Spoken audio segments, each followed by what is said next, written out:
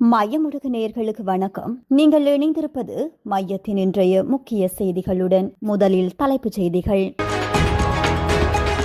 யுத்தத்தில் உறவுகளை இழந்த குடும்பங்களுக்கு உதவி தொகை வீடுகளுக்கு சென்று வழங்கிய நீதி அமைச்சர். ஹெகல் பத்ரவின் தொலைபேசியில் நடிகைகளின் தகவல்கள் புகைப்படத்துடன் சிக்கிய அரசியல் தலைகள். உயரை புசித்த விருந்து உபசாரம், அயல் வீட்டார் அரங்கேற்றிய கொடூரம். விடுதியொன்றில் மர்மமாக உயிரிழந்த நபர் 5 நாட்களின் பின்னர் கண்டுபிடிக்கப்பட்ட சடலம். ஹார்முஸ் நீரிணையின் சர்வதேச கடல் பகுதியில் இருந்து அகற்றப்பட்ட கன்னிவெடிகள் வெளியான தகவல். தேர்தல்களை நடாத்தாமல் ஆட்சியை நீடிக்க அரசாங்கம் சதி சம்பிக்க குற்றச்சாட்டு. காணாமலாக்கப்பட்டோருக்கான நிகழ்வில் கலந்து கொண்ட நீதி அமைச்சர். ரத்மலானி விமான நிலையத்தில் விபத்துக்குள்ளான விமானம். QR முறை எரிபொருள் விநியோகம் குறித்து அரசாங்கத்தின் புதிய அறிவிப்பு தொடர்வென விரிவான செய்திகள்.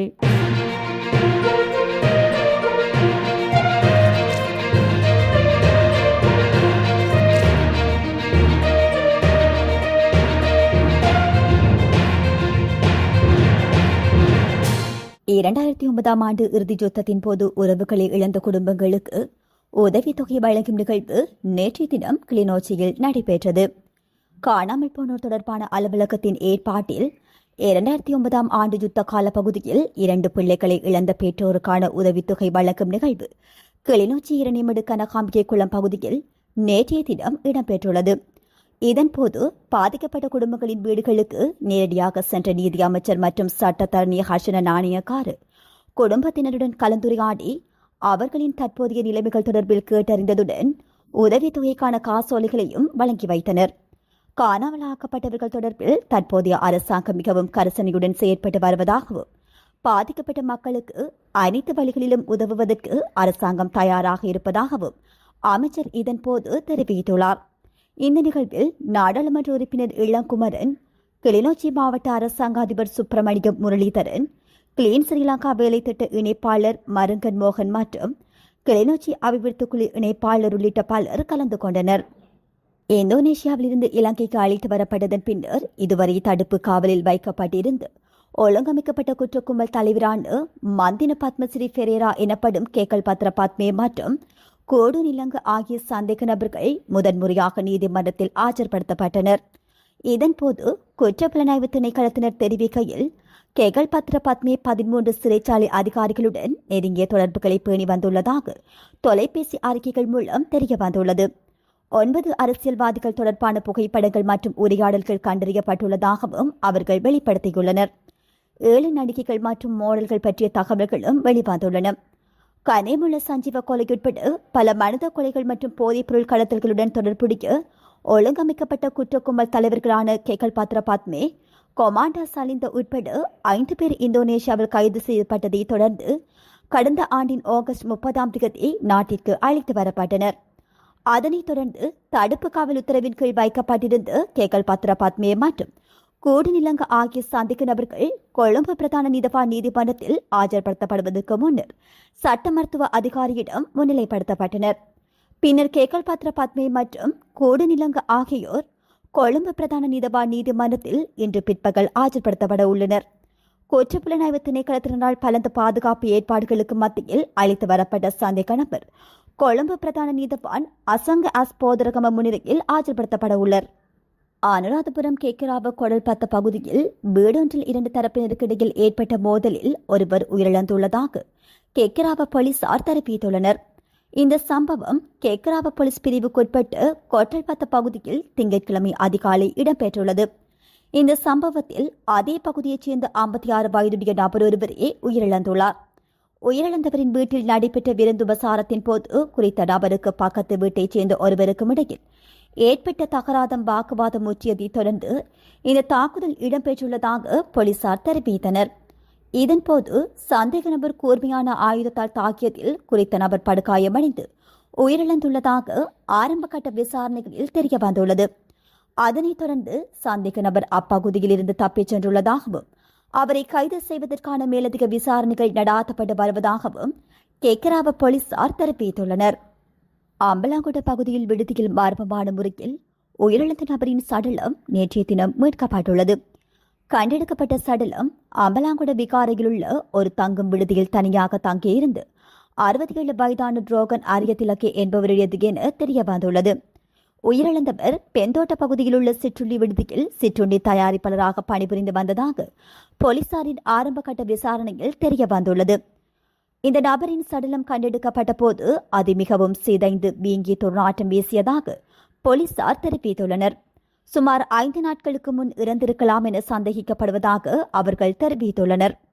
கடுமையான துர்நாற்றம் வீசியதை அடுத்து உயிரிழந்த நபரின் அறைக்கு அடுத்த அறையில் தங்கியிருந்த ஒருவர் சென்று பார்த்தபோது சடலம் கண்டுபிடிக்கப்பட்டுள்ளதாக போலீசார் குறிப்பிட்டுள்ளனர்.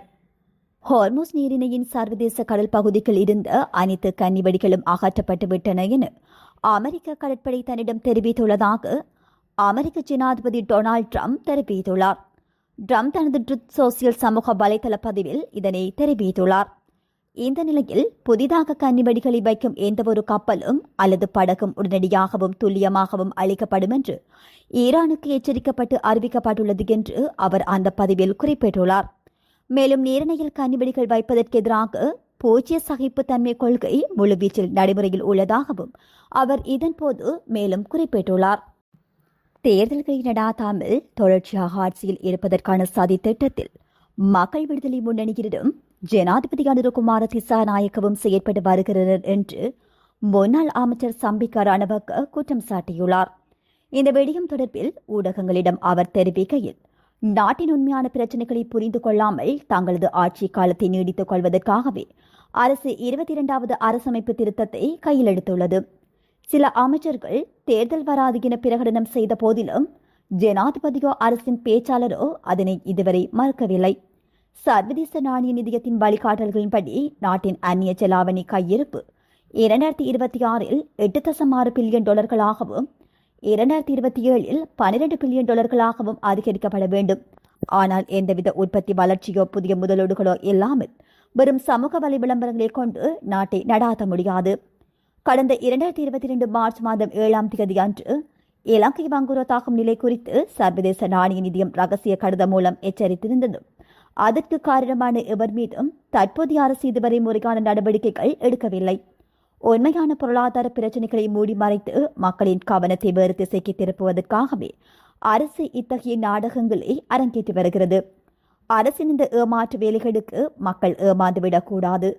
கூட்டு எதிர்க்கட்சியாக நாடு முழுவதும் சென்று மக்களை விழிப்புணர்வூட்ட வேண்டும் என அவர் தெரிவித்துள்ளார்.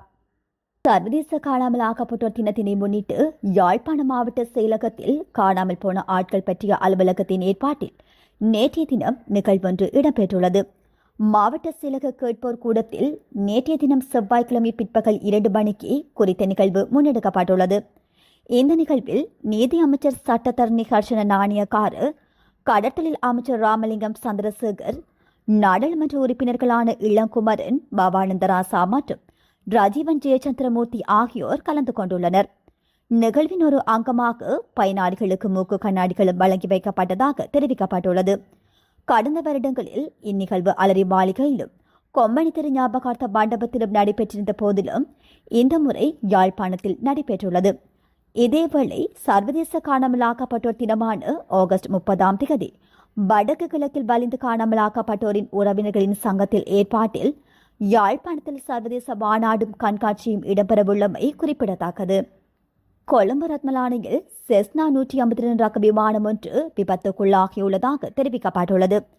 குறித்த விபத்து நேற்றைய தினம் இடம்பெற்றுள்ளதாக ரத்மலானி விமான நிலைய வட்டாரங்கள் தெரிவிக்கின்றன.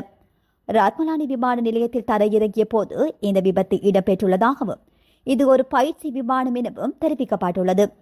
குறித்த விமானம் ரத்மலானி விமான நிலையத்தில் இயங்கும் விமான பயிற்சி பாடசாலை ஒன்றுக்கு சொந்தமானது என தெரிவிக்கப்பட்டுள்ளது. இந்த நிலையில் இந்த விபத்தில் எவருக்கும் பாதிப்பு ஏற்படவில்லை என விமான நிலைய வட்டாரங்கள் மேலும் தெரிவித்துள்ளன.